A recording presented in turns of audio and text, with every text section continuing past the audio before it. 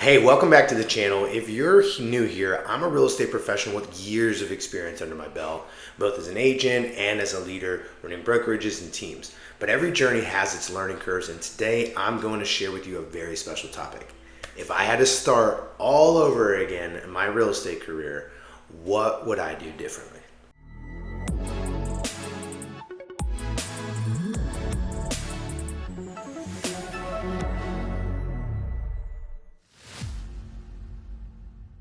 We all know this, the world of real estate is very rewarding, but it's also challenging. Looking back, there are definitely things I would tweak about my approach. First things first, I'd put even more emphasis on building strong relationships with the clients right from the get-go.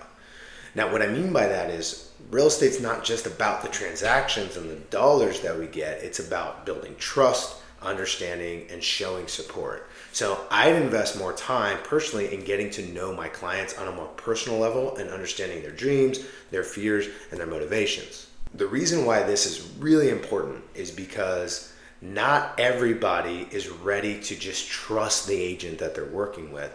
And they also sometimes hold on to information if they don't trust you that could be critical to moving the transaction along, making sure that they're very satisfied, making sure that they give you referrals and great reviews. So if you don't spend the time to actually get to know the people, it's going to be a lot harder to convert the lead and turn them into a real client, a lifetime client. If you don't spend the time to get to know them, you're not really doing yourself a service. So real life examples is when I'm at open houses, do I just talk about this house or a house in the neighborhood that I want to sell them? Or do I slow down and get to know, are they first time home buyers?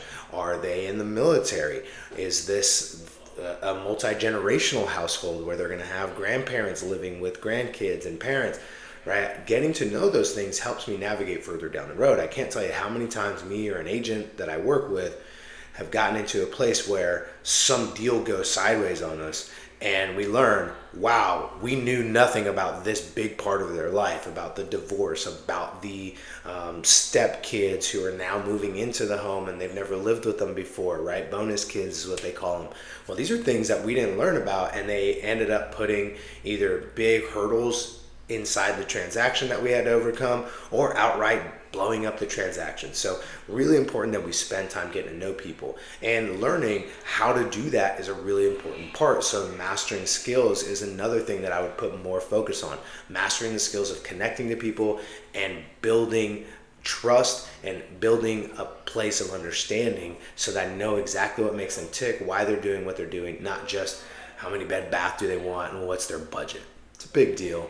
Wish I would have spent more time on that earlier in my career. I know I would have had a lot of success. I can actually think back to a couple clients where that would have made all the difference.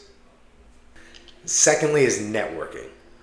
That would actually be one of my top priorities as it relates to activities, right? And I don't just mean online. I'd use platforms like Eventbrite and Meetup.com to find more local networking events, especially those where I could connect with attorneys and investors. These relationships are golden because think about it, investors allow you to do a lot of things. One is you always have a buyer. You always have somebody that's willing to write an all cash offer on a listing. And so when you come across sellers that maybe need a specific type of buyer, somebody that can close all cash in 10 days and doesn't care about the condition of the property, just to get them out from under whatever they're dealing with. Maybe it's a property they just inherited, a tenant destroyed it and they're tired of being a landlord. Guess who wants those properties? Loves them? Investors. And they network a lot.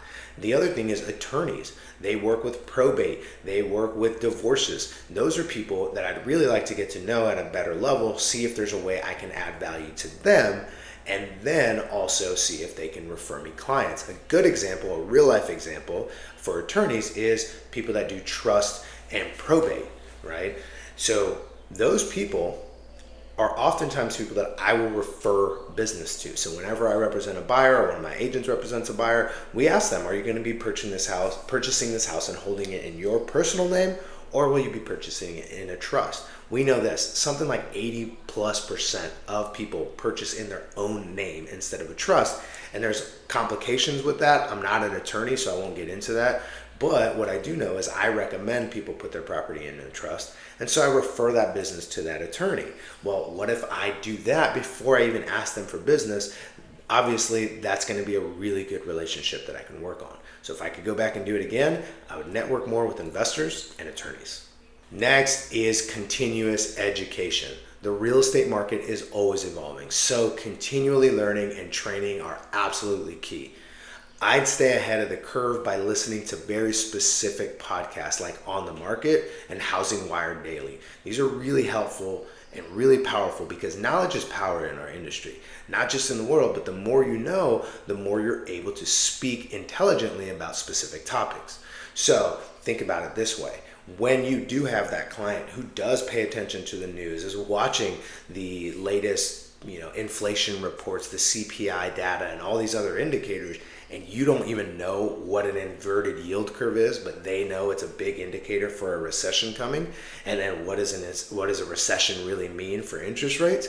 Well, if you don't know that stuff, and they do, and they ask you about it, and they can tell that you are kind of just grasping at straws, that's a really big issue. Again, it's happened to me in real life where someone mentioned the inverted yield curve. I remember it was probably 2015 or 16, something like that. And they said something about the inverted yield curve. I had no idea what they were talking about. And I'm sitting in their $1.7 million house trying to get them to accept a cash offer.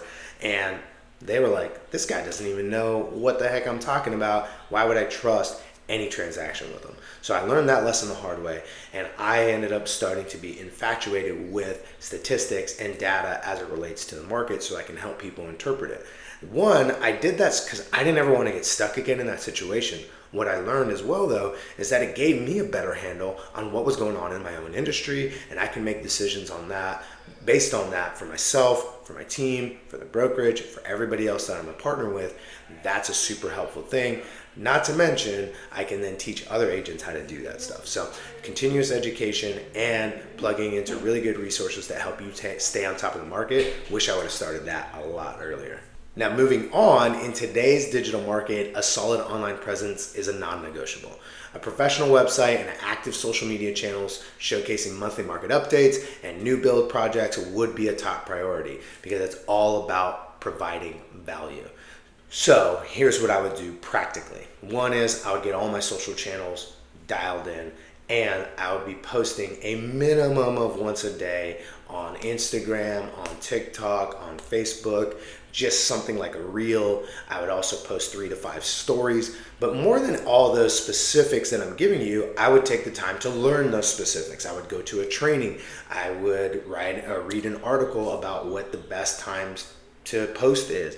Right? I would focus on building a solid online presence, and I would go way harder, way sooner on YouTube.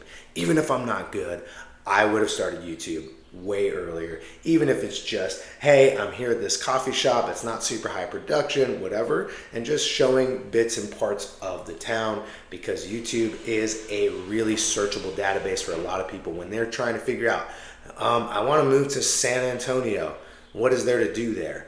Well, oftentimes they'll start at Google, but usually end up on YouTube. A lot of people are starting to just go straight to YouTube. So that's the thing, is I would focus on what questions would people be asking about my city that would help them make more informed decisions as to where to purchase, when to purchase, all those things. And then I would just put content where they're most likely to look. Have Google, SEO running on my website, and be on YouTube. That'd be a really important thing. And I would always speak from an educational standpoint. Whenever I'm contributing to somebody's awareness and knowledge of the real estate market, I'm positioned as an authority. I would have started that way earlier. Moving to the next one, I can't stress enough the importance of exceptional customer service. Happy clients are returning clients and referring clients, and they're your best advocates. I actually remember a client referring her mom to me, trusting that I would guide her with patience and no pressure. That was a really big compliment to me. But what I realized as well is I had also not had great customer service with my own friends and family, my own sphere of influence. Sometimes I took for granted that they would work with me. So I'd take a contract and just have them sign it without explaining it, and not necessarily without explaining it, but without selling them on why they should use me. So I'll explain the contract, but I won't explain why they should be using me. That's poor customer service. I wouldn't call them when I said I was going to call them because, again, I took it for granted. Coming in for a landing, never underestimate the power of perseverance and resilience. This industry can be pretty tough, but it's those who stay the course who see the greatest success. That is an important thing. If you focus and you stay disciplined, there's nothing you can't accomplish in real estate, but that's the problem, is that perseverance is absolutely necessary. So you're gonna have bad days, you're gonna have challenging times where it just doesn't feel like you're making any progress. And if I could go back and do it again, what I would do is I would get an accountability partner, because I had really big goals, but I didn't have specific commitments that someone was helping me stay accountable to, and ultimately able to provide feedback on how I could do it differently the next time. Accountability would be the number one additional thing I would do. Is I would hire a coach right away, or I would get a friend that also wants to stay accountable and say, listen, here's my goal. Here are some commitments for this week that perfectly support this goal. And what I would do from there is ask them to help me stay accountable on a daily or weekly basis. Now, I always have accountability partners. It's not just a coach. I also have a peer that I always work with at given times about certain initiatives. It might be how many YouTube videos I want to get out this month, or how many posts I'm going to do, or how many calls I'm going to make, or how many open houses I want to run. Anything like that inside my business, I want to make a specific commitment that's going to support my goals, and I'm going to ask somebody that I trust and I know will hold me accountable to help me stay accountable to that, and we have regular intervals of check-in. So right now, I have a weekly accountability meeting with a really good friend of mine about video content. That's actually why I'm here at one of my other offices, and I'm just shooting this video because I have to get it done. That's a thing that I was absolutely lacking at the beginning of my career, and that's a big deal. So there you have it, my roadmap for a do-over in real estate. It's all about forging meaningful connections, continuous learning, leveraging technology, and above all, delivering unparalleled service. So thanks for watching. If you found this video helpful, please give it a thumbs up, subscribe for more real estate tips and advice, and don't hesitate to reach out if you have any questions or need any guidance on your real estate journey.